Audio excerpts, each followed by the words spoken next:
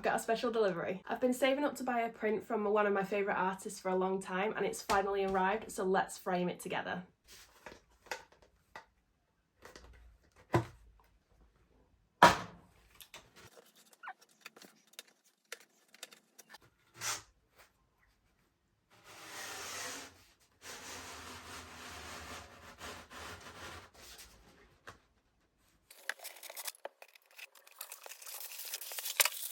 Are we ready for this? Are we ready? Are we ready?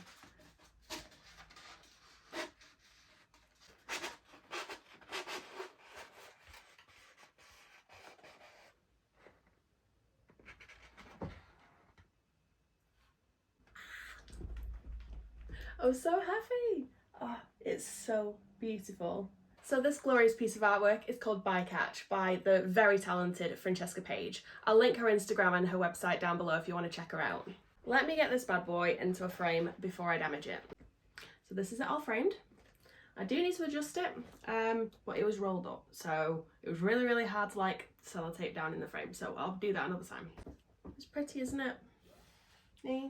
So I've been following Francesca Page on Instagram for a while now, and not only is she an amazing artist that paints all these really cool like marine pieces, but she's also an underwater photographer, and she just recently moved to Australia as well, which is like a dream. So this particular piece, like I mentioned before, is called Bycatch, which Francesca created in partnership with Pangea Seed to raise awareness of the impacts that the fishing industry has and the devastation it causes to marine life. Bycatch is a term used to describe the unintentional capture of non-target species of fish in nets from fishing boats. Now this can be from any sort of fishing activity, whether it's local or commercial. But as you can imagine, with commercial fishing, you have big businesses with hefty boats and really big nets. And these nets can sometimes be left out at sea for a long time, and sometimes they're even discarded in the sea, which again creates this problem. And some fishermen even lose their nets out at sea, so these nets are just never retrieved, and all these marine species just get tangled up, and normally they starve to death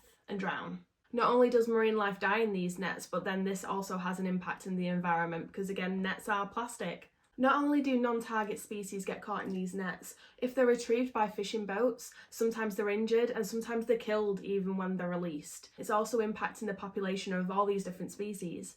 And this piece just shows the many different types of species that have been caught in nets as bycatch worldwide. You've got everything from the leatherback turtle, porpoises, seals, the wrong type of fish that people are trying to catch, and also you get the birds in there as well. And even in some places across the world, animals as big as whales and whale sharks have been captured. There's been loads of videos online recently where I've seen whale sharks getting tangled, and unfortunately a lot of these die if they do get caught. I think this is such a beautiful piece, but it really tugs on your heartstrings. And it's also kind of hard to look at because this is the reality for thousands and thousands of marine species across the world.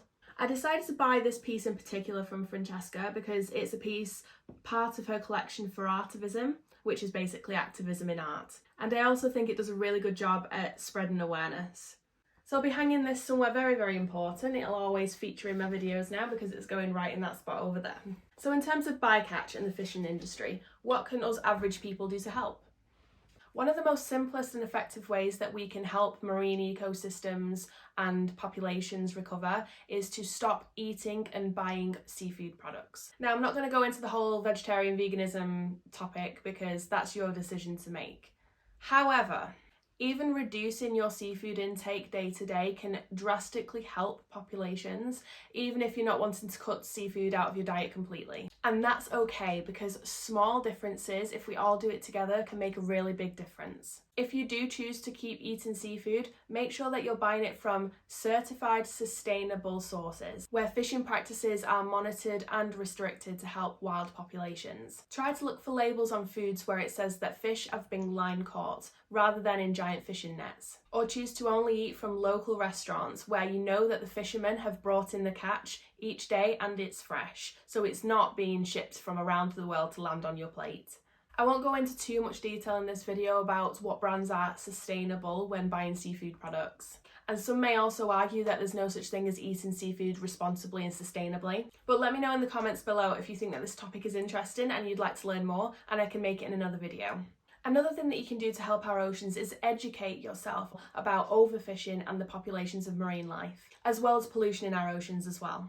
This will help inform your decisions and help inspire you to take the next steps in your ocean conservation journey. Another important way that you can help combat overfishing is supporting charities, signing their petitions, and helping them change government and environmental policies. This can help us increase the no-take zones and marine reserves we have globally, which will help marine populations recover. Let me know in the comments if you're currently doing anything to help our oceans, and let me know if this video has inspired you to take extra steps to help conserve our oceans. I want you guys to go check out Francesca Page and all the amazing work that she's doing in art and also in photography as well on her Instagram page. She's recently just got her new studio in Australia and she's experimented with like new painting techniques which look so cool. So go say hi to her, go show her your support and help her keep making these pieces that are creating awareness for our oceans. And let me know if you see any other Artivism pieces around our oceans as well. Thank you so much for watching. I'll see you in my next video.